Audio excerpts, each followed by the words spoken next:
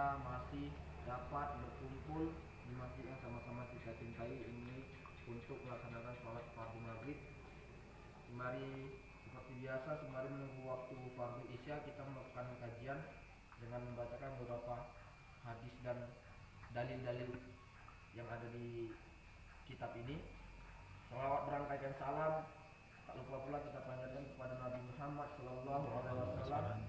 Allahumma shalli wa sallim wa barik alaihi, yang mana berkat dialah kita bisa terlepas, bisa bebas dari zaman yang gelap gulita ke zaman yang terang benderang ini dengan cahaya Islam.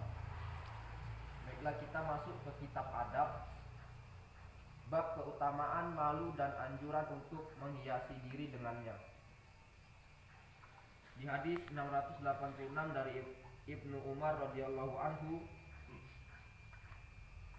anna Rasulullah sallallahu alaihi wasallam marra ala rajulin minal ansori wa huwa ya'izu akhahu fil haya faqala Rasulullah sallallahu alaihi wasallam da'u fa innal haya'a minal iman, yang artinya bahwa Rasulullah sallallahu alaihi wasallam melewati seorang laki-laki dari kaum Ansor yang sedang menasihati saudaranya tentang rasa malu.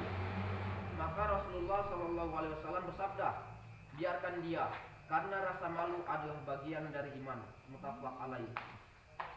Di hadis berikutnya dari Imran bin Husain radhiyallahu anhu, beliau berkata, Rasulullah SAW bersabda, al haya'u la ya'ti illa bi khair, yang artinya rasa malu itu tidak mendatangkan kecuali kebaikan.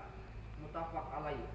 Dalam suatu riwayat Imam Muslim, al haya'u khairun kullu au qala al haya'u kulluhu khair, rasa malu itu baik semuanya, atau beliau bersabda rasa malu itu semuanya baik.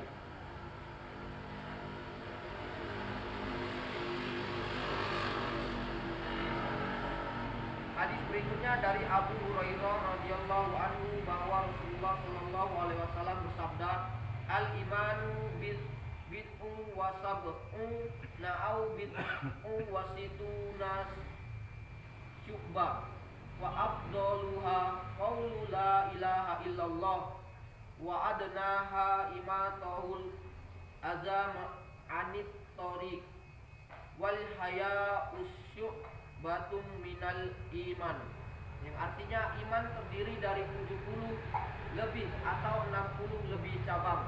Yang paling utama adalah ucapan la ilaha illallah, dan yang paling rendah adalah menyingkirkan gangguan dari jalan, dan rasa malu itu adalah salah satu cabang dari iman. Muttafaq alaih. Lafaz al-bid'u dengan ba dibaca kasroh dan boleh juga di fathah.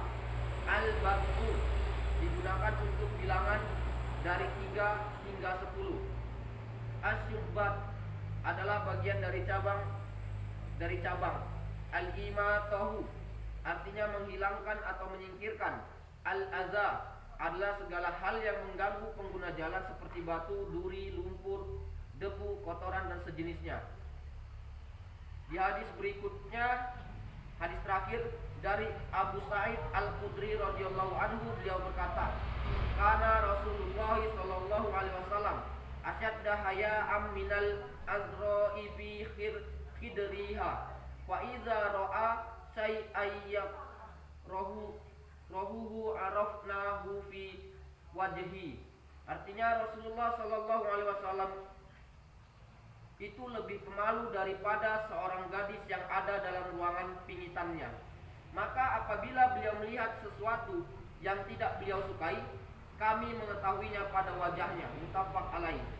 Para ulama mengatakan hakikat rasa malu itu adalah sebuah akhlak yang memotivasi diri untuk meninggalkan hal-hal yang buruk dan membentengi diri dari kelalaian dalam memberikan hak kepada yang berhak menerimanya. Kami meriwayatkan dari Abu Al-Qasim Al-Junaid radhiyallahu anhu, beliau berkata, malu itu adalah melihat berbagai nikmat dan melihat adalah kelalaian. Maka lahirlah di antara keduanya itu suatu kondisi yang disebut malu. Wallahu a'lam. Demikian bab tentang keutamaan malu dan anjuran untuk menghiasi diri dengannya. Sedikit disimpulkan di sini bahwasanya ketika Rasulullah melewati seorang laki-laki dari kaum Ansor yang sedang menasihati saudaranya tentang rasa malu, maka Rasulullah SAW bersabda, biarkan dia, karena rasa malu adalah bagian dari iman. Rasa malu itu tidak mendatangkan kecuali kebaikan.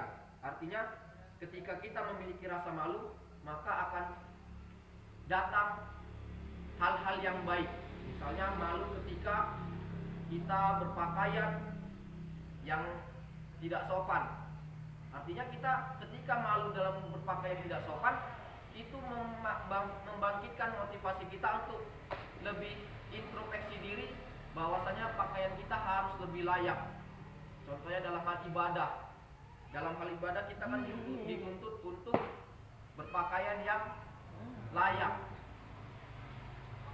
Tidak boleh juga sembarangan. Misalnya ketika kita menggunakan kaos, harusnya itu kan kita tidak diperkenankan menggunakan kaos yang di belakangnya itu tidak ada tulisan, terdapat tulisan, karena bisa mengganggu jamaah yang di belakang. Ketika kita sholat, pandangan kita tidak fokus karena di depan kita ada yang menggunakan pakaian ada tulisan, ataupun baik itu tulisan bisa dibilang tulisan Arab pun, artinya kita tidak fokus, jadinya seperti itu. Seperti punya Pak I love India Depan. yang perumpamaan.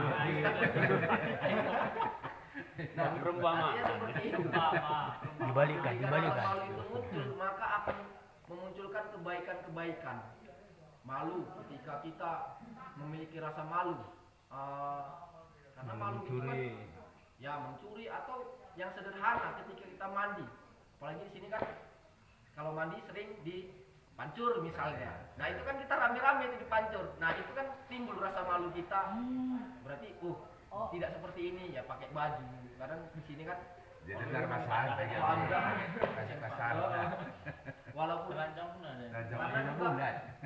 ada hadis yang pernah saya dengar, kita itu laki-laki tidak boleh juga melihat kemaluan sama laki-laki. aurat, walaupun dia laki-laki, Iya, padahal boleh. aurat perempuan. Jadi aurat laki-laki pun kita tidak boleh sebenarnya melihatnya. Makanya kalau kita mandi bareng-bareng di pancur itu